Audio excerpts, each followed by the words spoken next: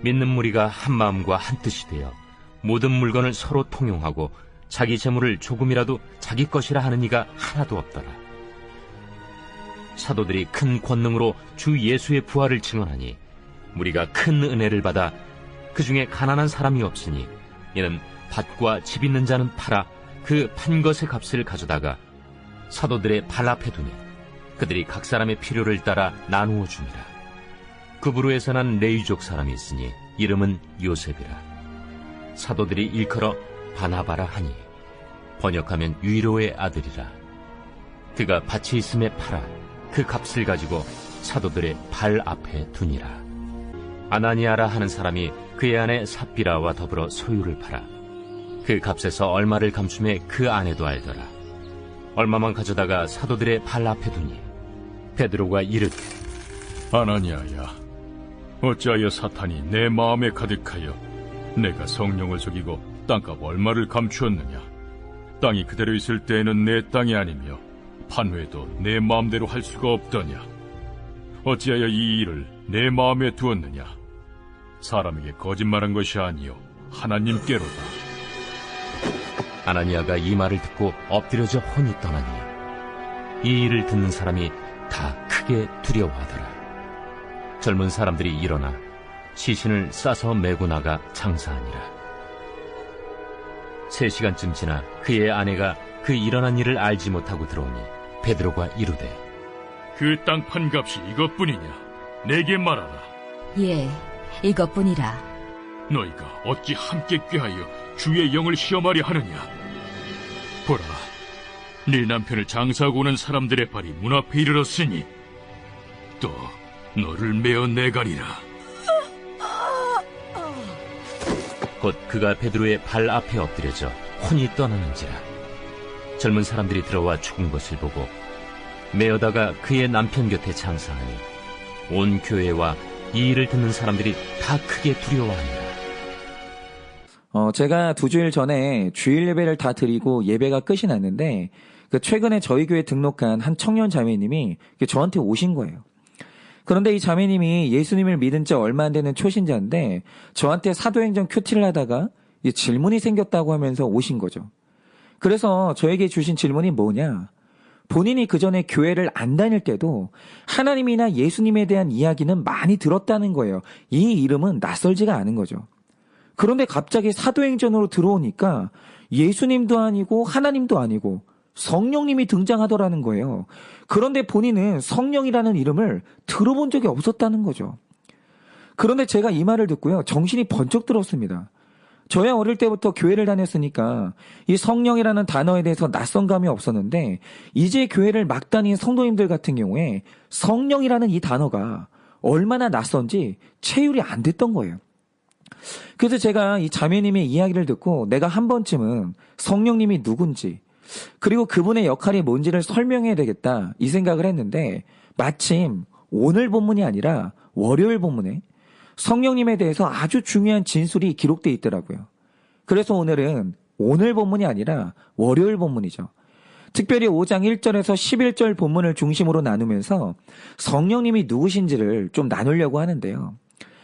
사실 성경 안에서 이 아나니아와 삽비라라는 부부가 워낙 비극적인 부부라서 우리가 이 본문에서 이 인간 부부에게 집중을 하는데 사실 이 사건의 숨은 주인공은 성령님이십니다.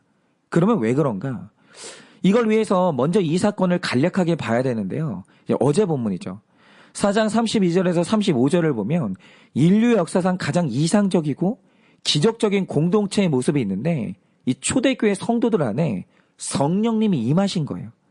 그러자 이 성도님들이 그게 얼마나 기뻤는지 자기의 소유를 팔아서 가난한 자들에게 나누어 주었고 서로의 필요를 채워줬습니다. 그래서 그 당시에 초대교회 안에는 가난한 자가 없었어요. 그런데 어떤 사람은 이 칼막스가 사도행전의 이 기록을 보고 공산주의를 구상했다 이런 말을 하는데 이거 말도 안 되는 이야기입니다. 물론 공산주의가 가진 것을 공평하게 나누는 평등을 말하기는 해요. 그러나 그 방식이 비성경적이에요. 칼막스가 말하는 평등을 이루는 방식이 뭡니까? 무력이에요. 투쟁. 무력을 통해서 가진 자의 것을 빼앗고 강제로 나누는 겁니다. 그런데 초대교회 나눔은 무력을 쓰는 게 아니에요. 강제로 한 게 아닙니다. 종교적으로 협박해서 한 것도 아니에요. 모든 성도들이 기쁨 가운데 자발적으로 서로를 사랑해서 내놓은 거예요. 그런데 이 일이 더 폼이 있었던 이유가 뭐냐면 공급을 받는 성도들 중에서 이 나눔이 당연하다고 말하는 사람이 없었어요. 그래, 네가 더 가졌으니까 나에게 주는 게 당연하지. 이런 사람이 없었다는 거예요. 그래서 자기의 것을 팔아 나누는 분들에게 늘 감사했고 그 결단에 대한 칭찬이 교회 안에 가득했습니다. 그런데 이때 대단한 헌신으로 성도님들의 칭찬을 듣고 교회의 지도자가 된 사람이 바로 어제 말씀의 바나바였는데 중요한 건 이 헌신의 동기 아니겠습니까?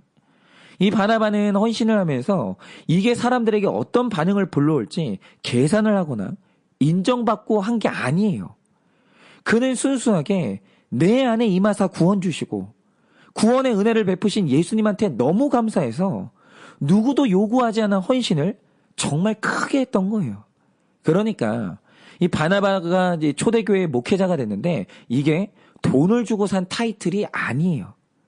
그의 헌신이 워낙 순수했기 때문에 성도님들께 인정을 받은 겁니다. 그런데 문제가 뭐냐? 이 교회에 아나니아와 삽비라라는 부부가 출석을 했는데 이들이 굉장히 심각한 인정 중독이 있었어요. 그러니까 가만 보니까 바나바가 칭찬받고 지도자가 되니까 그 인정을 자기들도 듣고 싶은 거예요. 그래서 어느 날 자기도 가지고 있던 밭을 팔아서 이 바치겠다고 서원을 했습니다.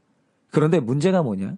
정말 얼마 뒤에 그 밭이 팔려서 땅값을 받았는데 막상 돈을 보니까 헌금으로 전부 바치기에는 돈이 너무 많은 거예요. 그러니까 헌금의 액수가요, 자기 믿음의 분량을 넘어버린 겁니다. 바로 문제는 여기에서 출발해요. 교회에 헌신된 그리스도인 혹은 훌륭한 신앙인으로서 인정을 받고 싶은 욕구는 포기가 안 돼요. 그런데 그 일에는 물질적인 희생이 요구되는 겁니다. 여기서 이 부부가 고민한 게 뭐냐면 어떻게 하면 교인들로부터 칭찬도 받고 내 물질도 지킬 수 있을까? 이걸 궁리하게 된 거예요.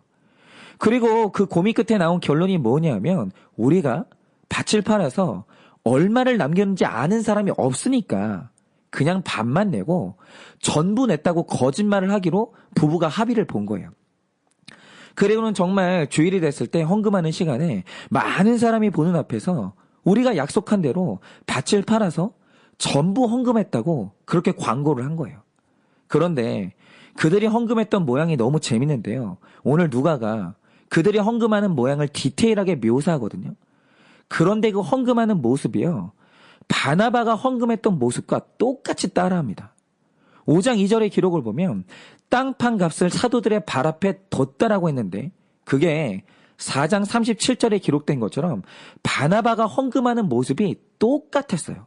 사도들의 발 앞에 헌금을 둔 거죠. 그러니까 지금 이 부부는 헌금을 하면서 하나님 앞에 하는 게 아니라 계속 바나바를 의식하는 거예요. 그러면서 사람들이 바나바만큼 우리를 인정하고 있나? 나도 이제 바나바처럼 교회의 지도자가 되나? 이걸 계속 의식하고 있었던 거예요. 그래서 만약 이들의 거짓말이 성공했으면 초대교회 지도자 중에 아나니아와 삽비라가 있었을 거예요. 그런데 여기서 이 부부가 하나 몰랐던 게 있었던 거죠. 그게 뭡니까? 그 돈을 받는 베드로 안에 성령님이 계셨다는 걸 몰랐던 거예요. 그래서 늘 본문의 주인공은 아나니아와 삽비라가 아니고 베드로도 아니에요. 오늘 이 본문의 주인공은 성령님인 거예요. 왜냐? 만약 이 모든 일이 사람들끼리 이루어졌다면 아나니아와 삽비라는 바나바처럼 존경받으면서 교회의 지도자가 됐을 겁니다. 왜냐하면 사람은 인간의 거짓말을 다 모르거든요. 그리고 그들이 지도자가 됐으면 아마 초대교회는 산산조각이 났겠죠. 자격 없는 사람들이 사기꾼이 교회 지도자가 됐으니 교회가 남아나겠습니까? 그런데 하나 변수가 뭐냐? 이 교회에 인간만 있었던 게 아니라 성령님도 함께 계셨던 거예요. 그래서 성령으로 충만했던 베드로는 성령님의 은혜를 받아서 이들의 거짓말을 간파합니다. 그리고 아나니아를 책망하는 거예요. 5장 3절 4절을 보면 오늘 이것이 핵심 구절인데 이렇게 말합니다. 어찌하여 사단이 내 마음에 가득하여 내가 성령을 속이고 땅값 얼마를 감추었느냐? 땅이 그대로 있을 때에는 내 땅이 아니며 판 후에도 내 마음대로 할 수가 없더냐? 어찌하여 이 일을 내 마음에 두었느냐? 사람에게 거짓말을 한 것이 아니요 하나님께로다. 베드로가 이렇게 책망합니다. 그러니까 오늘 베드로가 했던 책망의 핵심이 뭐냐면 헌금이 적었다는 게 아니에요. 헌금이 아무리 적어도 깨끗하고 정직하게 헌신했으면 하나님이 그것을 기뻐 받으십니다. 액수는 절대 중요하지 않아요. 그런데 이 부부가 헌금을 하고 성령께 받은 이 책망의 핵심이 뭐냐면 이들 부부가 하나님을 속일 수 있다고 믿었던 거예요. 그리고 돈으로 직분을 도둑질하려고 시도를 했다는 거죠. 그러니까 물질의 손해는 안 보면서 바나바의 명성과 교회의 지도력을 얻고 싶었던 거예요. 근데 문제가 뭐냐면 이 세상에서 가장 비밀스러운 것이 사람의 마음이기 때문에 사람은 사람에게 속아요. 저도 사람의 마음에 뭐가 있는지 다 모릅니다. 그런데 하나님이 안 속으시는 거예요. 하나님은 사람 안에 뭐가 있는지 다 아십니다. 그래서 갈라디아서 6장 7절에 뭐라고 기록합니까? 스스로 속이지 말라. 하나님은 업신여김을 받지 아니하시나니 라고 했습니다. 여기서 업신여김을 받지 않으신다는 말은 하나님이 결단코 사람에게 속지 않으신다는 거예요. 여러분, 사람의 비밀은요, 사람한테만 비밀이에요. 하나님은 모든 사람의 비밀을 대낮같이 다 알고 계십니다. 그런데 이 추악한 비밀이 만천하에 드러났던 결정적인 이유가 뭡니까? 이 자리에 아나니아와 삽비라 그리고 베드로가 있었는데 이렇게 사람뿐이면 이 위선이 발각되지 않죠. 그런데 바로 여기에 한 분 더 성령님이 우리와 함께 계셨던 거예요. 그래서 이 모든 게 만천하에 다 드러난 겁니다. 그런데 바로 이 본문을 보면 성령님의 두 가지 특징이 드러나는 거예요. 그게 뭐냐면 성령님의 신성과 인격성이 그대로 드러난 겁니다. 그러면 이 성령님의 신성과 인격성이란 게 뭐냐? 먼저 성령님의 신성에 대해서 보자 이거죠. 자, 아나니아의 죄는 거짓말이에요. 그가 자신이 받아야 될 이상의 존경과 인정을 받기 위해서 거짓말로 교회를 속였어요. 그런데 베드로는 말하길 네가 나를 속인 거야 이렇게 말하지 않고 너가 성령님을 속였다고 하는 거예요. 그런데 이 말 속에 있는 교회의 위계 질서를 보셔야 됩니다. 여러분, 교회를 보면요, 성도님들이 있어요. 그리고 질서상 수준이 아니고요, 질서상 그 위에 그들을 지도하는 영적 지도자인 사도가 있죠. 그런데 교회의 위계 질서는 여기가 끝이 아니에요. 교회란 인간 지도자 위에 또 한 분의 지도자가 계시는데 그분이 누굽니까? 바로 교회의 최종 지도자는 성령님이에요. 그래서 베드로는 말하기를 교회를 속이는 것은 성령님을 속인 것이다 이렇게 말한 거예요. 그런데 더 신기한 건 베드로가 말하길 교회를 속이는 것은 성령님을 속인 것이다 이렇게 말해요. 그런데 더 신기한 건 이 베드로가 말하길 지금 신약 교회 안에 계시는 분을 일컬어서 아버지 하나님이 교회에 계시다거나 아들 예수님이 교회에 계시다고 말하지 않아요. 오늘 교회 안에 역사하시는 분을 누구라고 하느냐? 성령님이라고 분명히 말하는 거예요. 그래서 오늘 이 교회의 최고 통치자는 성령님이십니다. 예수님은 지금 이 땅에 계시지 않고 하나님의 보좌 우편에 지금 앉아 계세요. 그래서 현재 이 땅에서 이 교회를 이끌어가고 보호하고 통치하고 인도하시는 자는 성령 하나님이 그 역할을 맡고 계시는 거예요. 여러분, 성령님은 교회의 설립자고 보호자세요. 그러므로 오늘의 본문을 보면 교회의 권위와 영적 질서에 도전하고 그것을 능멸하고 기망하는 행위를 하나님이 그냥 보지를 않으시는 거예요. 그건 성령에 대한 도전이거든요. 그런데 이 본문에서 주목할 점은 성령님과 하나님을 동일시하고 있다라는 거예요. 여러분, 오늘 본문이 뭘 말하고 있죠? 성령님이 곧 하나님이다. 이걸 말하는 거예요. 그래서 성령님을 속이는 것은 하나님을 속이는 것이라고 분명히 말하는 겁니다. 여러분, 성령님은요, 하나님이나 예수님이 부리는 천사가 아니에요. 그리고 하나님이 서열 1위, 예수님이 2위, 성령님이 3위, 이런 식으로 서열이 매겨지는 것도 아닙니다. 성령님은 완벽하게 하나님과 동일한 하나님이기 때문에 성령님을 속이는 것은 곧 하나님을 속이는 거예요. 그래서 성령님께는 하나님이 가진 권능과 능력이 그분에게 완벽히 동일하게 있는 거예요. 예를 들어서 사도 바울은 고린도전서 2장 10절에서부터 11절에서 성령님의 전지성에 대해서 말하는데 전지성이 뭐냐면 그분은 모든 것을 다 알고 통달하신다는 거예요. 이렇게 기록하고 있습니다. 오직 하나님의 성령으로 이것을 우리에게 보이셨으니 성령은 모든 것, 곧 하나님의 깊은 것까지도 통달하시느니라. 사람의 일을 사람의 속에 있는 영 외에 누가 알리오? 이와 같이 하나님의 일도 하나님의 영 외에는 아무도 알지 못하느니라. 여러분 뭐죠? 모든 것을 아는 이 전지하다는 능력이 하나님의 독특한 능력인데 그 능력이 성령님께 동일하게 있다라는 거예요.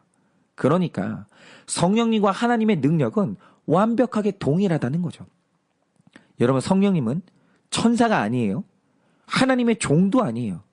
성령님은 전능하신 하나님 그 자체예요. 그러니까 하나님과 성령님을 구분할 필요가 없는 겁니다. 두 분은 동일한 하나님이 맞거든요. 둘째로 성령님은 인격적인 존재라는 사실을 아셔야 돼요. 일반적으로 많은 사람들이 성령님을 무슨 에너지나 뭐 생각도 없는 비인격적인 존재로 생각하는 그런 경향이 있는데 성경이 말하는 성령님은요. 하나님과 동일하게 말씀하고 소통하는 인격체예요. 그러니까 예를 들어서 헬라어로 성령님을 푸뉴마라고 하는데 이 푸뉴마라는 단어 자체는 중성이에요. 그 이름의 성격이. 영어에야 남성이 있고 여성이 있지만 헬라어와 라틴어에는 중성이라는 이 성도 있습니다. 그러니까 일반적으로 남녀를 구분하기 어려운 물건이나 존재를 가리킬 때는 그냥 중성 명사를 사용하는 거예요. 그런데 성령이라는 이름이 아니라 그분을 지칭하는 성경 구절에서 그를 표현하는 인칭 대명사가 뭐냐면 언제나 남성 2인칭 대명사를 사용해요. 다시 말해서 반드시 그분이라고 하지 성령님을 그것이라고 표현하는 일이 없습니다. 그런데 성경에서 이건 단 한 번의 예외가 없어요. 영어로 말하면 어떤 경우도 성령님을 it이라고 말하지 않고 반드시 he라고 표현하는 거예요. 여러분 성경이 성령님을 인격적 존재로 인식하고 있다는 사실이 그대로 드러나는 겁니다. 그래서 성경에 기록된 성령님을 보면 지적으로 생각도 하시고 판단도 하시고 때로는 그분이 감정이 있기 때문에 진노도 하고 기뻐하기도 하는 완벽한 인격체신 거예요. 그런데 그 인격적인 성령님이 오늘 여러분과 제 안에 계시는 거예요. 그러면 인격적인 성령님이 우리 안에 계실 때 어떤 일이 일어나겠습니까? 사실 오늘 말씀에서는 이게 가장 중요한데요. 에베소서 4장 30절에 보면 성령을 근심하게 하지 말라고 그랬어요. 이 말 뜻이 뭐겠습니까? 우리 안에 계시는 성령님이 인격이기 때문에 우리가 죄를 지으면 우리 안에 계신 성령님이 근심하십니다. 그리고 이사야서 53장 10절을 보면 거기서 그치는 게 아니에요. 이렇게 기록하고 있습니다. 그들이 반역하여 주의 성령을 근심케 하였으므로 그가 돌이켜 그들의 대적이 되사 친히 그들을 치셨더니 이렇게 말해요. 무슨 뜻이냐면 우리 안에 계신 성령님은 우리가 죄를 지을 때 근심하시는데 무능하게 근심만 하고 끝나시는 게 아니에요. 우리가 죄를 멈추지 못하고 적극적으로 일하사 우리를 돌이키게 하기 위해서 우리의 마음을 아프게도 하시고 때로 우리를 치시기도 하시고 때로는 우리의 대적이 되셔서 죄의 길로 가지 못하도록 모든 방법으로 막으신다는 거예요. 그렇죠. 지금 저한테 딸이 있는데 제 딸이 모래를 먹으려고 한다 이거죠. 근데 제가 근심하면서 하지 마라고 말했어요. 그런데 이 아이가 계속 모래를 먹으려고 하는 거예요. 그럼 제가 다가가서 손을 잡고 막겠죠. 저는 인격이기 때문에 아이한테 그렇게 하는 거예요. 그런데 성령님도 그렇게 하신다라는 거예요. 그리고 더 중요한 건 주일에 우리 장로님께서 간증을 해주셨는데 최근에 저에게 해주신 말씀이 뭐냐면 말씀을 듣다 보니까 그전에는 보이지 않던 죄가 최근에 큐티를 하고 말씀을 보는데 그전엔 보이지 않던 죄가 무슨 후레쉬를 밝히는 것처럼 밝히 보이고 말씀으로 내 인생에 해석되면서 그동안 알 수 없었던 인생의 의미가 조각조각 맞춰지는 경험을 했다라는 거예요. 그런데 이렇게 성경에 대해서 내 죄에 대해서 뜻이 밝아지는 이 현상이 뭐냐면 신학에서는 이것을 성령님의 조명이라고 합니다. 그런데 이 조명의 뜻이 뭐냐면 말 그대로 어두운 극장에서 주목받아야 될 배우가 있으면 조명을 통해서 그를 비춰주잖아요. 마찬가지로 성령님이 그 안에 있는 사람에게는 성령님이 알아야 할 죄가 있거나 말씀의 뜻이 있을 때 성령님께서 마음의 지성의 빛을 비춰주시는 거예요. 그리고 그것을 밝히 볼 수 있도록 도와주시는 겁니다.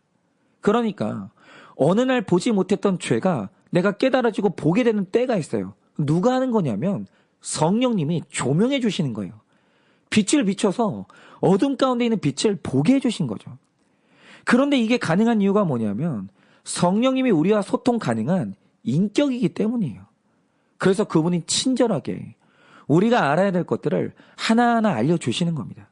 그런데 우리 안에서 이렇게 밝게 빛나는 성령의 조명이 딱 꺼질 때가 있는데 그게 바로 우리가 죄를 지을 때예요. 죄는 그래서 무서운 겁니다. 시편 51편 10절을 보면 다윗이 유명한 기도문이 이제 한 구절이 나오는데 다윗이 이렇게 말합니다. 하나님이여 내 속에 정한 마음을 창조하시고 내 안에 정직한 영을 새롭게 하소서 그랬어요. 여기서 이 시의 뜻이 뭐냐면 다윗이 범죄하기 전에는 언제나 자기 마음에 있는 이 성령과 소통하고 있다는 것을 의식할 수 있었어요. 성령님이 그를 인도하시고 마음속에 깨달음을 주시고 찬양할 때마다 기쁨을 주시는 거예요. 성령님이 주시는 밝은 조명이 있었다는 거죠. 그런데 어느 날 죄를 지었더니 마음이 어두워지면서 아무리 성령님을 불러도 대답이 없으시는 거예요. 성령님이 주셨던 이 진리의 조명이 탁 꺼진 거죠. 그런데 그게 얼마나 두렵고 괴로웠는지 성령님과의 친밀한 교제가 회복되기를 간절히 원했다라는 거예요. 그 빛이 다시 켜지기를 원했다라는 거죠. 여러분, 우리 성도들은요. 성령님과의 긴밀한 소통이 이루어지지 않으면 마음이 밝을 수가 없어요. 성령님이 떠나가시면 성도의 마음은 지극히 어두운 겁니다. 그 마음의 기쁨도 평안함도 만족도 다 사라지는 거예요. 그래서 우리가 죄 지으면 안 되고 죄를 지었으면 반드시 회개를 하고 징벌을 받아야 되는 거예요. 여러분, 죄는 내 안에서 밝히 빛나던 성령의 빛을 꺼버리고 그렇게 친밀했던 성령님과의 교제를 끊어지게 하는 겁니다. 여러분, 오늘 3절에 보시면 베드로가 이렇게 꾸짖습니다.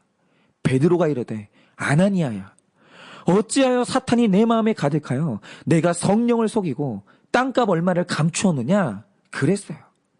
여러분, 성경에서 가장 무서운 말씀이 여기 있는 거예요. 성령이 아니라 사탄이 내 마음에 가득하다고 했습니다. 여러분, 만약에 신자가 이런 말을 듣는다면 이거보다 더 참담한 말은 없는 거예요. 원래 성도란 성령 충만해야 돼요.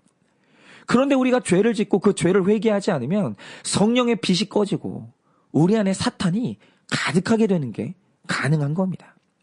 그런데 우리 중에는 성령님이 얼마나 귀한 분인지를 모르기 때문에 사탄에게 그 마음을 내어주고 끝까지 회개를 거부하는 분들이 있다라는 거예요. 그러니 오늘 우리에게 가장 급한 일은 성령님과 교제를 회복하고 그분으로 충만하는 거예요.